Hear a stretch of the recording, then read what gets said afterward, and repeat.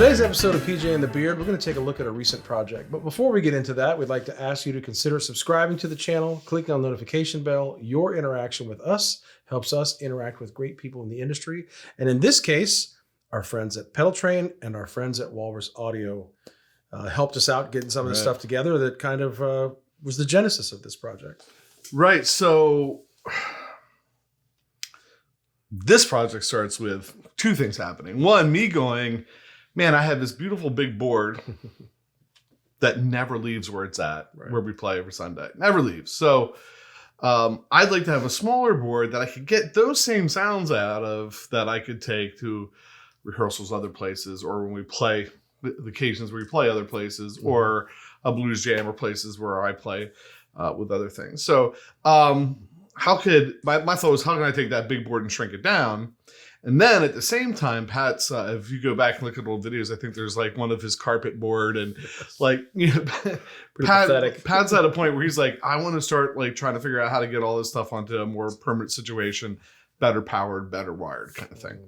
So we've started down this road. You said Walrus Audio. We actually got in, and we've mentioned these a couple times, 3 of the Canvas power supplies.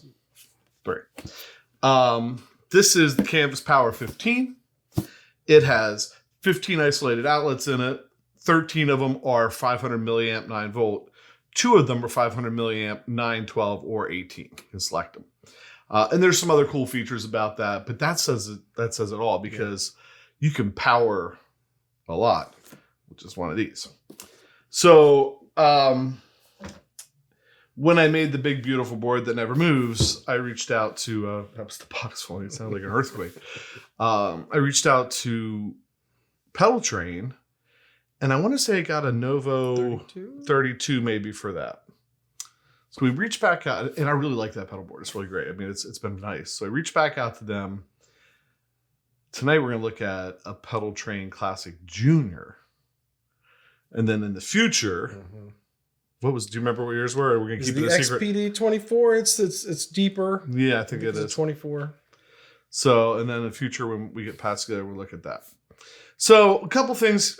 Basically, we're just kind of going to share the board with you. At some point, I'll pick it up, flip it around, and we'll show you the bottom of it and stuff. This Walrus Audio comes with the mounts to mount it. It mounts really nice. It's easy, self-tapping screws. Get your little drill, and you can put it right in. And I have 12 pedals on this small Classic Junior. And I think I'm getting all the sounds. So what we figured we'd do, I feel like I'm going to talk this whole time.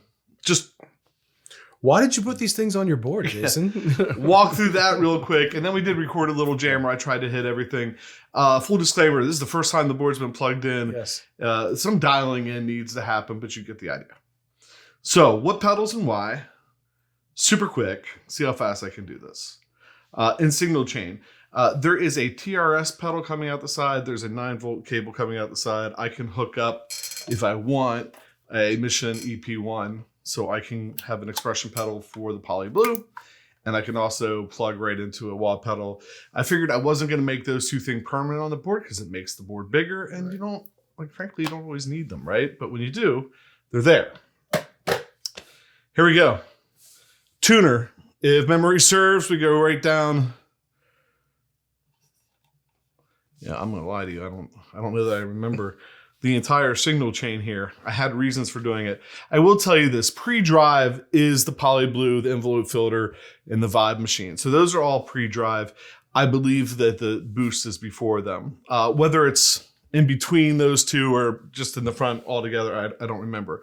The reason for that, a lot of times on envelope filters, when you roll your volume down, you're not setting enough volume to trigger the envelope filter. So I found a little boost in front of that.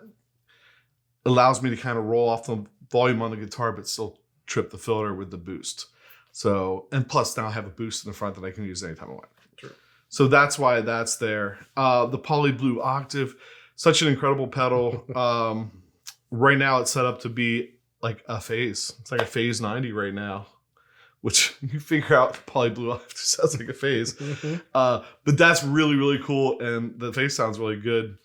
5 machines of good uni vibe. Leave there. We come down. We have 3 drive pedals I put on. This is the Barber Electronics Forget About It, the 55 from LPD, and the Barber Electronics Direct Drive. I actually said to Dave Barber, I'm like, Dave, I got the direct drive on. I want something for that moment when I want more. Mm-hmm. And he suggested the Forget About It. And forget about it. And I think he forgetted about it because that's the prototype, one of the prototypes.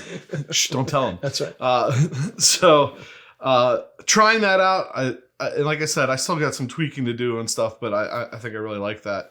It also sounds really good into the 55, I thought, too. Mm-hmm. There's not a time where I'm playing the 55 by itself with everything cranked, but that is like the Neil Young in a box tone. That blowing up tweed amp, I really love that. Put the micro vent from Neo on. It's a Leslie pedal. What's really cool about this, if you step on it, you turn it on. If you step on it again, you see the light change. That's going to a slow Leslie. And then you step on it again and you go ramp back up to a fast Leslie. To turn it off, you got to press and hold, which is why it's on the front row after the drives. And then I have the D1 Mako delay in case I want like a longer tape delay or something like that. I think at the jam, but then I just had both delays on the whole time. Then it goes to the Echo Tour delay, really sweet analog delay with a little tone shaping in there to make things brighter. And then last but not least is the Dispatch Master, which is really just set up to be, what would you call that? More. You have more on your drives. You have more on that. It gets real expansive, a little ethereal. It gives you some of that. It's almost like your. Like it's a. What do they call those? Mm-hmm. We jokingly call it angel pedal rays every time. Right. Yeah. It doesn't have the octaves in it, but there's so much shimmer. reverb. Like yeah, like almost like a shimmer.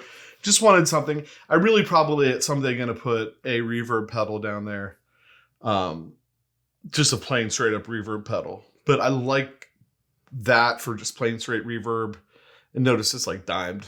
I think I turn it on in the end. You'll hear it. It gets like some big and expansive, like you said. Does that cover it?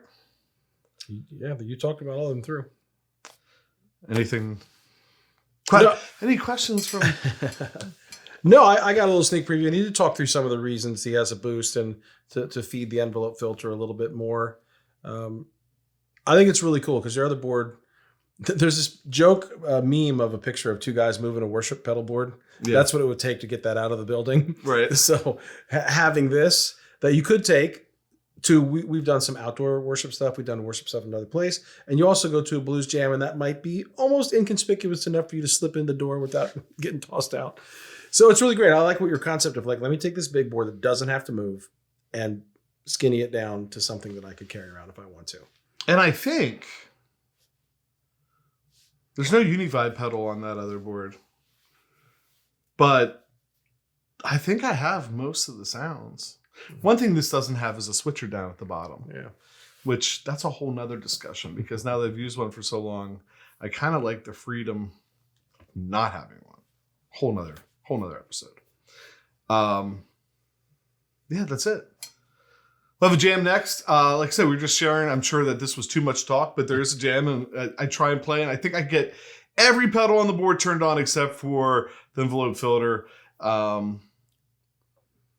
Yeah, there you go. Thanks for watching. If you hit the subscribe button, click the notification bell, any of that stuff. That's what helps us interact with cool people like Walrus and Pedaltrain to share some cool gear with you, and we appreciate that. So before I give the tagline, my pedal was the reverb in the Fender Hot Rod. That was my pedal. But with that, I'm PJ on behalf of the Beard, reminding no matter what you hear, you never have too much gear.